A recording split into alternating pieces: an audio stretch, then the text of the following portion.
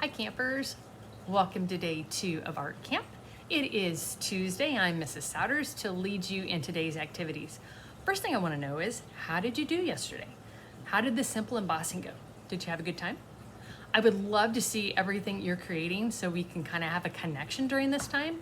So please send those pictures of your creations to the email down below to MySummerArtCamp@gmail.com. That way we can stay connected, because that way I know what in the world you're creating.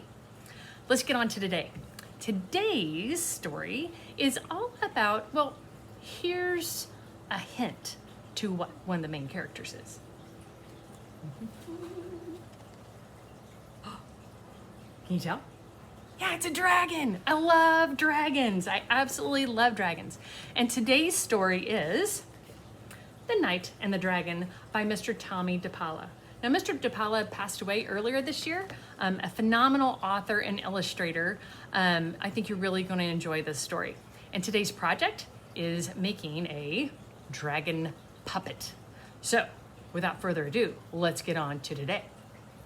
The Knight and the Dragon, story and pictures by Tommy DePaola.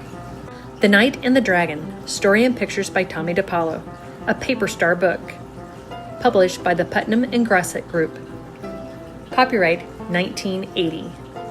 Once upon a time, there was a knight in a castle who had never fought a dragon. In a cave not too far away was a dragon who had never fought a knight. One day, the knight went to the castle library and took out all of the books he could find on dragon fighting. Meanwhile, back at the cave, the dragon had rummaged through all the things from his ancestors and found some books on knight fighting. The knight began to build some armor. Oh look, it looks like he made a suit of armor. The dragon practiced swishing his tail. I think he's becoming a pretty good swisher. Meanwhile, back at the castle, it looks like the knight is starting to make some weapons for his fight. Wow. It looks like he's got a lot of things to be able to fight that dragon. Meanwhile, back at the cave, oh look, the dragon is practicing looking mean. Wow, I don't know about you, but that does look like a really mean dragon. Looks like they're both going to start practicing for their fight. The knight is going to practice on a wooden dragon, and the dragon is going to go running towards something else and breathe fire. Let's find out what happens. Oh no, it looks like the knight ended up getting the tree, and the dragon missed everything he was going for. But look, this time, oh, the knight, he got the wooden dragon, and it looks like the dragon ended up breathing fire on those little hay soldiers that he made. Finally, the knight and the dragon were both ready. They sent each other a letter and set a time for the fight. Okay, they're both ready. They're running toward one another, and they passed one another, and then they both fell down. I don't think that fight went so well. This time it's sure to work. The knight is on his horse and he's charging. The dragon has fire ready to breathe. Oh, it looks like the dragon breathed the fire on the tree. And our knight ended up in the tree, losing his shoe and his sock. Oh, but the castle librarian has an idea. She's giving them both a book. She's giving the dragon the outdoor cookbook, and she's giving the knight how to build a barbecue. They both sit down to read.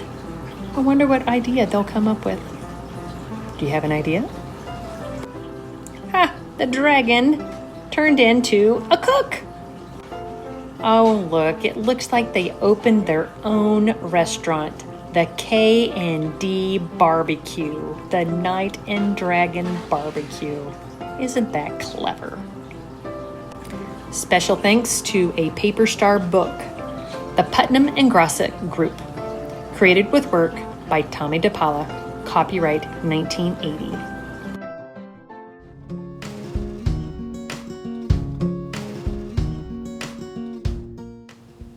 You will need 3 white paper plates, the really cheap kind, red and green crayons, scissors, white paper, pencil, black marker, tape, and glue.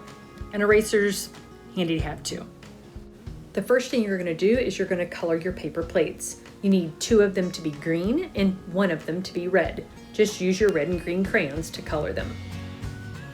Next, you're going to use 2 of your paper plates, 1 green and 1 red. You're going to fold your green paper plate in half. Fold down, make a good crease. Flatten as you fold. And do the same thing with the red paper plate. Fold it in half as best you can. Make a good crease and flatten. Now we're going to need to glue together the red and the green paper plates, but you're only going to do it here at the edge. So you're going to put a skinny little line of glue here at the top half of the red and do the same thing here with the green.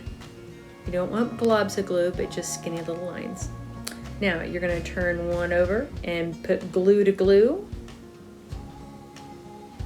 and press down.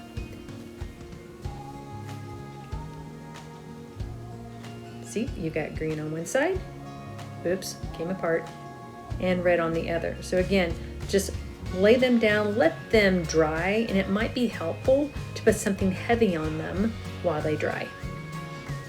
Next, you're going to take that third paper plate that's green, and you're going to cut it in half, but we're going to do first, we're going to fold it in half first, make a good crease, flatten it, open it up.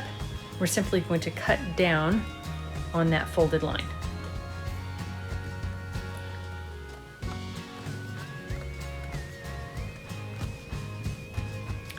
Save 1/2 of that green paper plate.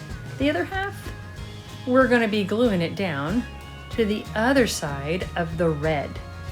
So again, we're going to just glue the edges.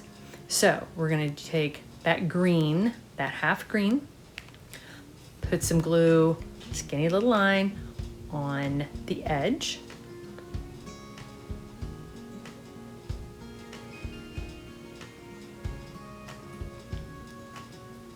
And then we're going to glue it down to that red, other half of the red. Again, just the edges, and let it dry. Okay, remember that other half of green paper plate? Well, now you're going to cut that half in half, and then take that quarter piece and cut it in half again. That's going to create 2 triangles. These are going to be the ears for our dragon. So now we're going to end up taping the ears on the back side of the green. You could use glue as well, but if you don't want to wait for the glue to dry, go ahead and tape them down. Get your tape ready. I used masking tape. You could use Scotch tape. You could use really any kind of tape you like.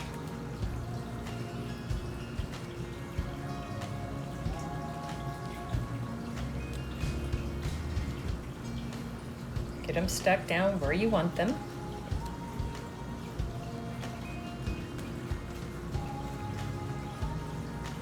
And those are going to be the ears for the dragon. Next, we need to draw the tongue, the eyes, and the nostrils for our dragon.